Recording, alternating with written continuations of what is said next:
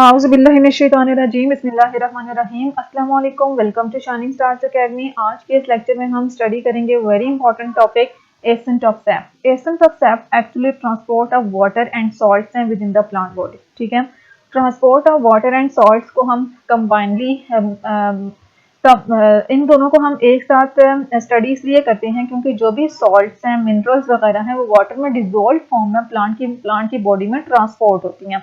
इस वजह से जब वाटर ट्रांसपोर्ट होगा तो साथ साथ क्या ट्रांसपोर्ट होंगे, मिनरल्स ट्रांसपोर्ट होंगे और वाटर और जो सॉल्ट्स का जो कम्बिनेशन है वो क्या कहलाता है, सैप कहलाता है। ठीक है, वो क्या कहलाता है, सैप कहलाता है। और इनकी movement with in the plant body, इनकी जो ट्रांसपोर्ट है वो क्या कहलाती है, एसेंट ऑफ सैप कहलाती है। ठीक है, तो हम एसेंट ऑफ सैप को हम स्टडी करेंगे कि कौन सा मैकेनिज्म फॉलो होता है जिसके जरिए जो प्लांट बॉडी में वाटर और मिनरल्स की ट्रांसपोर्टेशन होती है। ठीक है, रूट एपिडर्मल सेल्स एब्जॉर्ब करते हैं water and minerals from the soil. ठीक है, ये तो हम पढ़ चुके हैं कि रूट के जो एपिडर्मल सेल्स होते हैं, रूट हेयर्स के एक्सटेंशन, एपिडर्मल सेल्स ही की क्या होती हैं, एक्सटेंशंस होती हैं। इनका क्या काम होता है कि वाटर को एब्जॉर्ब करते हैं और उस वाटर में जो है वो मिनरल्स डिसॉल्व फॉर्म में मौजूद होते हैं। ठीक है, These substances are then transported from roots to the leaves। अब ये जब रूट्स में एब्जॉर्ब होंगे तो उनको यूज कहाँ पे जाकर होना है, प्लांट के एरियल पार्ट्स में जाके यूटिलाइज होना है। तो इन्हें रूट से एब्जॉर्ब होने के बाद कहाँ पे ट्रांसपोर्ट होना है, टू द लीव्स तक इन्हें ट्रांसपोर्ट होना है। This upward movement of water and dissolve minerals through the xylem tissues is known as ascent of sap. ठीक है, ये अपवर्ड मूवमेंट ऑफ वाटर और इसमें डिसॉल्व सब्सटेंसेस की रूट से लीव्स की तरफ जाइलम के जरिए क्या कहलाता है, एसेंट ऑफ सैप कहलाता है। अब आप लोगों ने याद रखना है कि जो जाइलम सेल्स होते हैं वो वाटर की ट्रांसपोर्टेशन का काम करते हैं और जो फ्लोएम सेल्स होते हैं वो फूड की ट्रांसपोर्टेशन का काम करते हैं। तो जहाँ पे वर्ड जाइलम टिश्यू आए, इट मीन्स कि वो किसका काम करेगा, वाटर और डिसॉल्व मिनरल्स की ट्रांसपोर्टेशन का काम करेगा। This process requires a passage and a significant amount of force because it occurs against the force of gravity। क्योंकि इसमें ग्रेविटी क्या होती है, ग्राउंड की तरफ चीजें जो है वो ग्रेविटी की वजह से अट्रैक्ट होती हैं। लेकिन चूंकि ये अंडरग्राउंड रीजन से सॉइल जो है वो वाटर को एब्जॉर्ब करती है और एरियल पार्ट में लेकर जाती है अगेंस्ट द ग्राउंड से अपर डायरेक्शन में, तो मीन्स यहाँ पे जो फोर्स ऑफ ग्रेविटी है उसके अगेंस्ट काम हो रहा है। तो जब भी हम ग्रेविटी के अगेंस्ट काम करेंगे तो हमें वहां पे कोई ना कोई फोर्स जो है वो प्रोवाइड करनी पड़ेगी जिसके जरिए हम उसे मूव करवा सकें। It is now quite evident that passage of essence of sap in the xylem tissue and most widely accepted theory that explains the force responsible for essence of sap is called tag theory। इसको हम क्या बोलते हैं, tag theory बोलते हैं, passage of ascent of sap. ठीक है, कि वो थ्योरी जिसके जरिए हमने एसेंट ऑफ सैप के पैसेज को जाइलम टिश्यू से किस तरह से वो पास होता है, ये हम पूरा स्टडी करते हैं। कौन सी फोर्स इसके लिए रिस्पॉन्सिबल है एसेंट ऑफ सैप के लिए, उस थ्योरी को हम क्या बोलते हैं, टैग थ्योरी बोलते हैं। ठीक है, passage of ascent of SAP के एसेंट ऑफ सैप कौन सा पैसेज फॉलो करता है, कौन सा पाथ फॉलो करता है, तो ये कौन से सेल्स यूज करता है, जाइलम सेल्स को यूज करता है। ठीक है, xylem complex and permanent tissues हैं which act as passage for ascent of sap. ठीक है, passage of ascent of sap क्या है, जाइलम है। जाइलम के थ्रू जो है वो सैप जो है वो पास ऑन करता है। ठीक है, तो जाइलम जो है ये क्या है, कॉम्प्लेक्स और परमानेंट टिश्यूज हैं जो किसका काम करते हैं, किसके तौर पर एक्ट करते हैं, passage for ascent of sap. ठीक है, अब हमारे पास जाइलम सेल्स दो तरह के हैं, एक हमारे पास क्या है, ट्रैकिड्स, और दूसरे हमारे पास क्या है, वेसल्स, जिनको हम जाइलम वेसल्स बोलते हैं। यहाँ पे जस्ट वर्ड वेसल यूज हुआ है लेकिन इनको हम क्या बोलते हैं, जाइलम वेसल्स बोलते हैं। ठीक है, अब हमारे पास जो ट्रैकिड्स हैं, पहले हमने जाइलम स्टडी किया, जाइलम कॉम्प्लेक्स परमानेंट टिश्यूज हैं जो कि passage of ascent of SAP के तौर पर एक्ट करते हैं। फिर जाइलम सेल्स के हमारे पास दो टाइप्स हैं, एक हमारे पास ट्रैकिड्स हैं और दूसरे हमारे पास जाइलम वेसल्स हैं। ट्रैकिड्स को अगर हम देखें तो ट्रैकिड्स लॉन्ग डेड सेल्स हैं और इनके पॉइंटेड एंड्स हैं। ठीक है, ट्रैकिड्स को अगर हम देखें तो इस तरह से लॉन्ग डेड सेल्स हैं और इनके एंड जो है वो इस तरह से पॉइंटेड होते हैं दोनों साइड से। ठीक है, दोनों साइड से इनके एंड्स पॉइंटेड होते हैं। एंड जाइलम वेसल्स, और अगर हम जाइलम वेसल्स की बात करें तो जाइलम वेसल्स हमारे पास क्या हैं, long dead thick walled tube like structures हैं। ठीक है, ये हमारे पास क्या है, ये भी हमारे पास लॉन्ग है, डेड है, लेकिन इनकी वॉल्स क्या होती हैं, थिक होती हैं और ये ट्यूब लाइक स्ट्रक्चर्स हैं।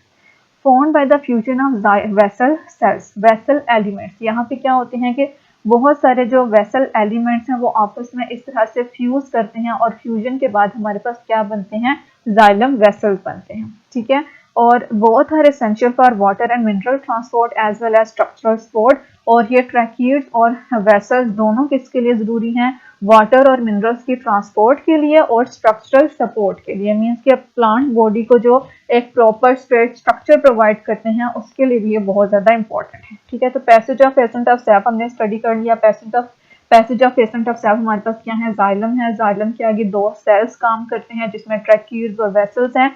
ट्रैक्यूल्स और वेसल्स दोनों क्या हैं, लॉन्ग एंड डेड सेल्स हैं, लेकिन ट्रैक्यूल्स जो हैं उनके एंड्स पॉइंटेड होते हैं और जो हमारे पास जाइलम वेसल्स हैं उनके वो किस तरह से बनते हैं, वेसल एलिमेंट से बनते हैं जो आपस में फ्यूज होते हैं और हमारे पास एक लंबी सी इस तरह से ट्यूब बन जाती है। ठीक है, और इनका फंक्शन क्या है, एक तो ये वाटर और मिनरल की ट्रांसपोर्ट का काम करते हैं और दूसरा ये स्ट्रक्चरल सपोर्ट प्रोवाइड करते हैं। ठीक है, नेक्स्ट हमारे पास है टैग थ्योरी। अब हम मैकेनिज्म स्टडी कर रहे हैं कि किस तरह से जो है वो वाटर में एसेंट ऑफ सैप है या ट्रांसपोर्ट ऑफ सैप किस तरह से होता है। ठीक है, तो इसके लिए हमारे पास एक टैग थ्योरी है। टैग थ्योरी फोर वर्ड्स की एब्रिविएशन है या फोर प्रोसेसेस की एब्रिविएशन है, जिसमें T stands for transpiration pull, A stand for adhesion, C stand for cohesion and T stand for tension. ठीक है, ये transpiration pull, adhesion, cohesion and tension इन चारों प्रोसेसेस का क्या है, कॉम्बिनेशन है। इसका हम एक्रोनिम क्या करते हैं, टैक्ट कहते हैं। ठीक है, नेक्स्ट अब हम इनको देखते हैं कि ट्रांसपायरेशन पुल क्या होता है, एडिशन किस तरह से एसेंट ऑफ सैप का बायस बनती है, कोहेशन किस तरह से एसेंट ऑफ सैप का बायस बनती है और टेंशन किस तरह से एसेंट ऑफ सैप का बायस बनती है। ठीक है, तो when stomata on leaves are open, जब स्टोमेटा के जो लीव्स होते हैं, लीव्स जो हैं वो ओपन होते हैं मोस्टली ड्यूरिंग डे टाइम, जो स्टोमेटा के लीव्स के जो स्टोमेटा हैं वो ओपन होते हैं, तो क्या होता है कि वाटर एवेपोरेट होता है from the leaves into the air. Water evaporates from the leaves और कहाँ पे चला जाता है, एयर में चला जाता है। ठीक है, वाटर जो है वो सॉइल से एब्जॉर्ब हो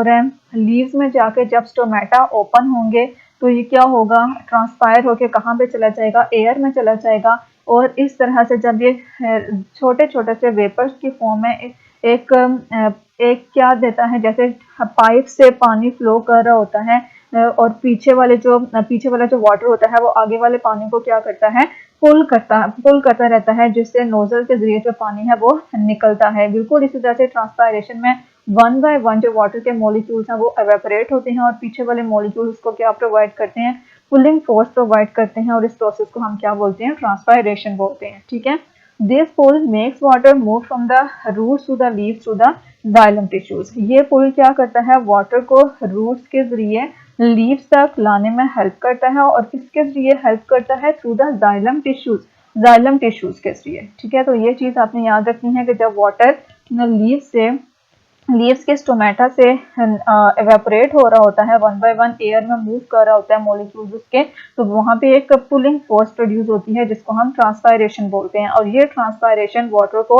पुल करता है कि वो सॉइल से एब्जॉर्ब हो और लीव्स तक पहुंचे। ठीक है, और किसके जरिए, जाइलम टिश्यूज के जरिए। नेक्स्ट हमारे पास है एडिशन। एडिशन क्या है, अट्रैक्शन बिटवीन वाटर मॉलिक्यूल्स। जो वाटर मॉलिक्यूल्स हैं, वाटर मॉलिक्यूल्स इन दोनों मॉलिक्यूल्स की आपस में अट्रैक्शन होती है।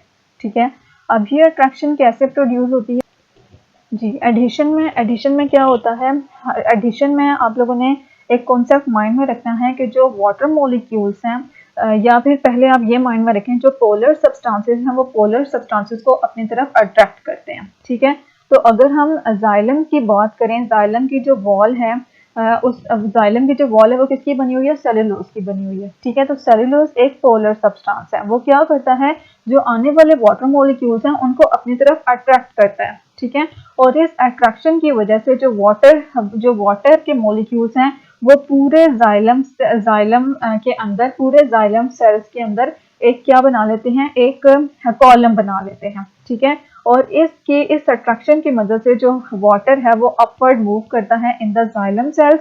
और ये जो एडिशन की प्रॉपर्टी है, इवन कि अगर ट्रांसपायरेशन ना भी हो रही हो तब भी ये क्या करता है, जाइलम जाइलम जो वाटर मीन्स बाइंड रखता है, मीन्स कि उसके कॉलम को टूटने नहीं देता। ट्रांसपायरेशन के जरिए वाटर हालांकि एलिमिनेट नहीं हो रहा, वाटर एक्सक्रीट ऑफ नहीं हो रहा, वाटर का लॉस नहीं हो रहा, इसके बावजूद भी एडिशन एक ऐसी अट्रैक्शन है जो वाटर मॉलिक्यूल्स को जाइलम की वॉल्स के साथ अडेयर किए हुए है, अटैच किए हुए है, और इस अटैचमेंट की मदद से जो वाटर है वो जाइलम में स्टे करता है। ठीक है। Cohesion and tension, cohesion and tension क्या है? कोहेशन की एडिशन में हम क्या बात करते हैं? वाटर मॉलिक्यूल्स की attraction towards other polar substances जैसे कि सेलुलोज ऑफ द जाइलम, और कोहेशन में हम क्या बात करते हैं? वाटर मॉलिक्यूल की वाटर मॉलिक्यूल की तरफ अट्रैक्शन। ठीक है। दो वाटर मॉलिक्यूल्स आपस में क्या है? पोलर हैं, तो हाइड्रोजन बॉन्डिंग की वजह से ये क्या करते हैं? एक दूसरे को अपनी तरफ अट्रैक्ट करते हैं, और इस अट्रैक्शन की वजह से उनमें क्या डेवलप होती है? टेंशन प्रोड्यूस होती है, और उस टेंशन की वजह से जैसे ट्रांसपायरेशन के जरिए ये वाटर मॉलिक्यूल है, इसके पीछे ये वाटर मॉलिक्यूल्स की इसी तरह से एक लाइन लगी हुई है।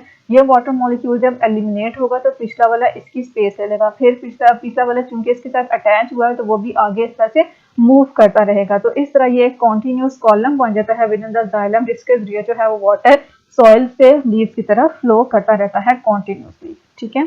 How TACT force work, TACT force कैसे काम करती है? Imagine the column of water in the xylem as strong as a steel wire. ठीक है, कि हम खुद से अज्यूम कर लेते हैं कि जो जाइलम में जो वाटर मॉलिक्यूल का ये कॉलम है कि ये इतना टाइट है, इतना मजबूत है जितनी कि एक स्टील की तार टाइट होती है। ठीक है।